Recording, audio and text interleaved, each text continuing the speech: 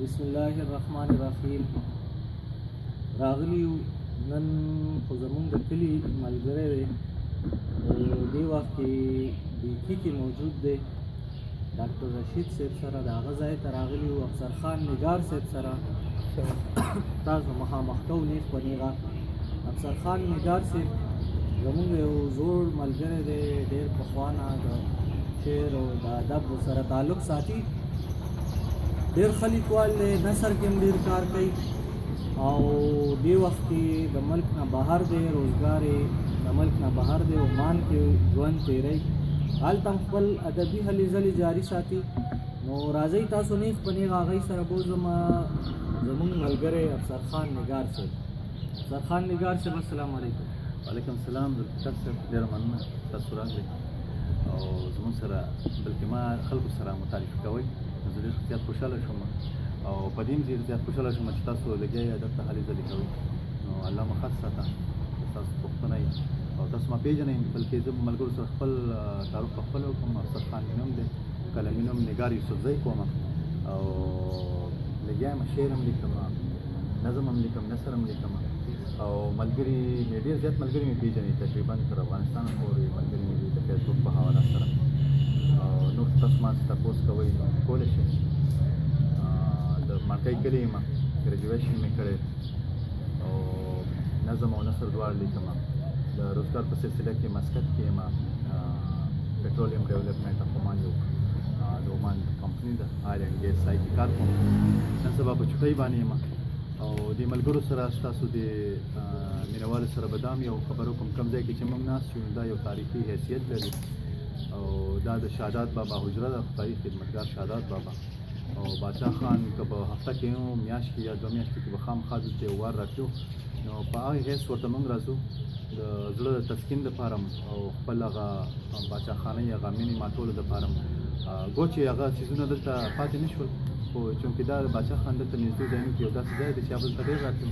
نو موږ هم راځو. بیا د هغوی چې کوم نوسی دی ډاکټر رشید صاحب، نو هغه هم یو ډېر عالم سړی دی، یو ډېر پوهه سړی دی، هغه سره ناست پاست یو ګپ شپ لګو او تاسو راغلئ نو هم ډېر زیات خوشحاله شو.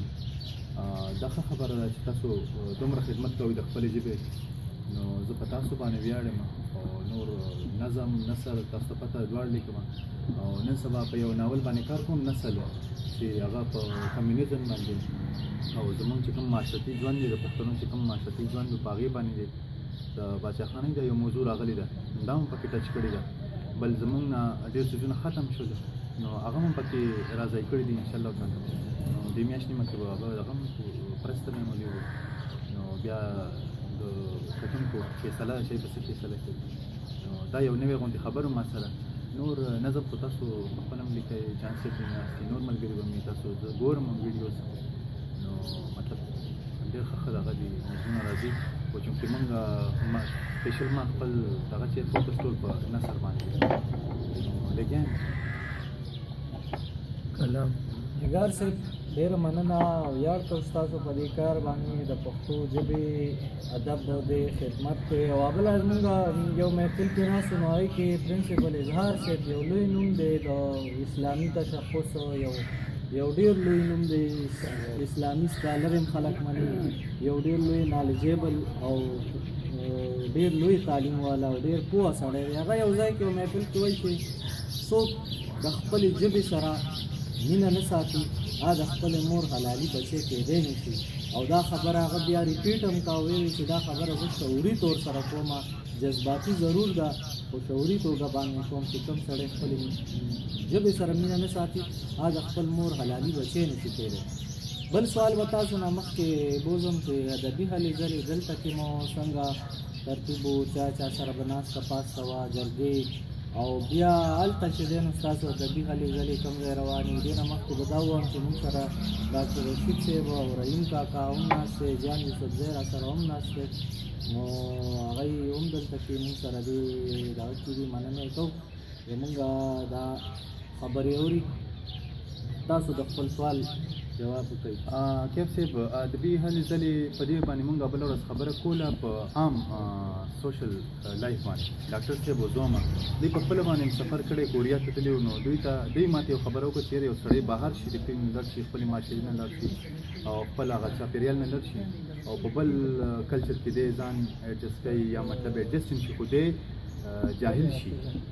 نو بس داسې وګورئ چې مونږ جاهلان پاتې شو لکه د ادب په لحاظ باندې، ځکه چې مونږ له هغه دغه میلاو نه شو.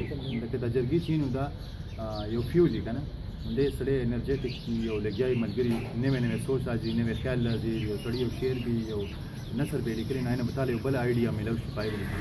نو چونکې زه داسې ځای کې یم چې هغې کې صرف زه یم او څو انګریزان یې پکې کار کوي، نور داسې هغې کې داسې یا انجینرینګ دی یا مطلب داسې هغې کې دا شی خو نشته. بهر کیف د سوشل میډیا او ستاسو ملګرو ډېر زیات منونکي وي چې دا څیزونه راځي، نو زموږ کې هغه خپل دغه اخلو که نه، پښتو کې کار موږ خو نشو ویلی، خو هلکه هغه خپل خارق چې دی نو هغه په هغې باندې سړه یو شی ته نه موږ اخلو، نو لګیا یو. مطلب دا زموږ ادبي هلې ځلې شوې دي نه مخکې خو زموږ استاسو په شریکه باندې جان صاحب هم ناست، تاسو هم ناست، یو جرګه وه.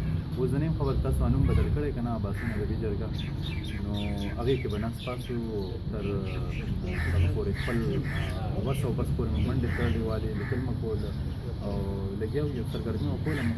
اوس چې کله بهر تللی یم نو صرف سوشل میډیا پورې فیسبوک او ټویټر یا دې باندې چې کوم څیزونه راځي هغه ګورو او هغه لیکو یا خپل چې څه ولیکو نو په هغې باندې وکړو. نو زه ملګرو نه تعداد والو یا پته ولګي چې یاره دا څومره ښه دی یا څومره ښه نه دی، تر دې پورې پاتې.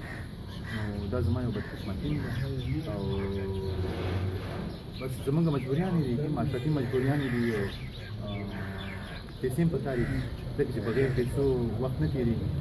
نو بس دا هم یو دغه دی پښتنو بدقسمتي ده چې زموږ روزګار چې ذرایع دلته نشته.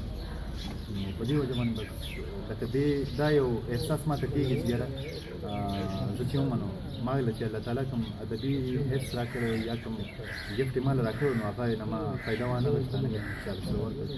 دا احساس ماته هر ماسخوتن کېږي چې چېرته کتاب راولم یا ګورم یا د چا ملګرو څه شعر و شاعري ګورم یا نظم نثر افسانه څه مو ګورم، نو زه هم چې یاره زما هغه چې کوم پاور مو هغه ما برابر استعمال نه کړی شو. بس هم زمونږ د دې روزګار مسلې دي او د دې ملک غریبۍ مسله سایل صاحب شعر هم دی چې مطلب روزګار پسې دا خلک در په در ګرځي، حالانکې زموږ دا وطن د سرو سپینو وطن دی، خو سیاسي بصیرت او پلانینګ نشته، ان پلانینګ څیزونه نشته. زه ډېر په سپیناوي باندې او ډېر په افسوس باندې دا خبره کوم چې یاره دې څیزونه زموږ پاتې راغلي. د دې هلې ځلې چې تر سوشل میډیا پورې دي، په فیسبوک دی یا ټویټر دی، بس تر دې پورې دي یا مطلب ملګري میل کې لیکي څه شعرونه وغیره یا غروي یا نوټس داسې څه لیکلي چې هر څنګه چې ګورو افسوس راته کېږي په دې باندې، ځان ته خفه شم. خو ژوند دی، زه هلته نه یو بل ایکسپیرینس یو بل شعر تاسو سره ډسکس کوم خبر کله د جان یوسفزي په دې شعر باندې بلنه درکړم چې د غزل یا د شعر چې کومه نمونه تاسو بلنه ده چې تاسو دا مینوالو ته ډالۍ کوي چې خپل د کاڼي شوی دی پردی د کاڼي شوی دی، خپل د کاڼي شوی دی پردی د کاڼي شوی دی، د کاڼي زمانه د هر سړی د کاڼي شوی دی. اوس در پسې نه جاړم نور در پسې نه مرمه، اوس در پسې نه جاړم نور در پسې نه مرمه، اوس خو مې جانانه دا زړګی د کاڼي شوی دی. تاسو کلام مینوالو ته ډالۍ. جان کیف صاحب ډېره مننه. د جان صاحب دا غزل زما هم ډېر زیات خوښ و، په دې باندې موږ ډېر زیات بحثونه هم کړي دي. نو زما هم یو تازه خو نه دی خیر په فیسبوک باندې ما دا کړی هم دی چې لوی میدان کې ناست یم د خپو په سر، ځان راټولومه د ازغو په سر، او ما ته واز مه کوه پوهېږمه ژوند دې راکې پاتې د نشو په سر. او دوه زړونه دي دوه زړونه بېل کړل اباسي نه جوړ، دوه زړونه دې بېل کړل اباسونه جوړ، پاړې راروانې د اوبو په سر، او ګورمه فطرت کې د بدلون نښې ستا او خاموشي د اننګو په سر، او دوه ریښې ګریوانو په ازغو کې پروت، ښکار یو وجود دی د ریښو په سر، ښکاري یو وجود پکې د ریښو په سر، او سوری په خپل وجود را جوړ کړلو، سوری په خپل وجود را خور کړلو، سوځي که تصویر مې د لمبو په سر او ستا فکر چې اور نشو نګارنن څه قیمت باخلي د پښتو په سر. ذوالفقار صاحب دا چې ما سره دی دا په موبایل کې دي دې کې لږ غلطي به کېږي خامخا، خو یو غزل بل دی چې بیا امکان نه تر مکانه پورې زغل دی، یو لټون یمه تر ځانه پورې زغل دی او تناونه د خپل ځان مې کابو نه کړل، ځمکې ګوره تر اسمانه پورې زغل دی او د دې ټولو فلسفو محور دی دا دی باقي به هم تر جانانه پورې زغل دی او ستوري ټول دی چا وجلي که وریځ ده دا پرده ده که ګمانه پورې زغل دی او د صوفي د عشق خبره مې زړه مني مهربانه پورې زغل دی او د شاعر کیسه یو عمر جاویدان دی د نگار نه تر یزدانه پورې زغل دی. بس دا یو دوه غزل را سره وي په دې موبایل کې تاسو سره مې دا کړي او ستاسو ډېره مننه تاسو ما ته راغلی او زه ستاسو کوم مینوال دي ستاسو کوم لیدونکي دي تاسو ګوري تاسو فالو کوئ هغوی ته سلامونه کوم او د هغوی به م ډېر منونکی یم چې زما غلطۍ ته نه بلکې زما خبرو کې هغوی ته څه ښکاره شوي په هغې باندې یو نظر وکړي.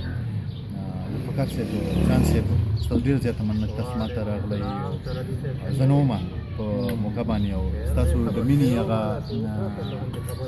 نشته داسې پیمانه او داسې لفظونه چې هغه وتلمه تاسو ما پسې یو بل کلي ته راغلی او دا هم خوب کول د دې ځای تاریخي حیثیت نه مونږ خبر شو او تاسو ته زه بیا دعوت درکوم چې تاسو په یو بل فرصت کې ډاکټر صاحب ته راشئ او د دې چې کوم تاریخي حیثیت دی یا دلته هم کومې مشاعرې شوي د بادشاه خان په موجودګۍ کې په هغې باندې هم خبرې وکړئ د پښتو ادب ته خبرې شوي د پښتو ژبې ته خبرې شوي دي او څنګه چې تاسو اظهار صاحب خبره وکړه چې یاره په شعوري توګه یو که جذباتي نه چې خپلې ژبې ته کار نه کوي یا د خپلې ژبې فکر ورسره وي نو زه وایم چې هغه مړه دي او ژوند هغه کوي چې چا له څه ورکړي او تاسو هم د هغې یو حصه چې پښتانه اویر کوئ هغوی ته دا احساس رسوئ چې که مونږ یو نو دا ژبه ده او که دا ژبه نه نو مونږ یو.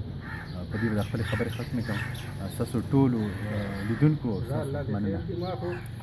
یو جهان مننه نگار صاحب ډېره مننه ستاسو د وخت راکولو او تاسو باندې ویاړ کوو چې تاسو دې پښتو له کار کوئ.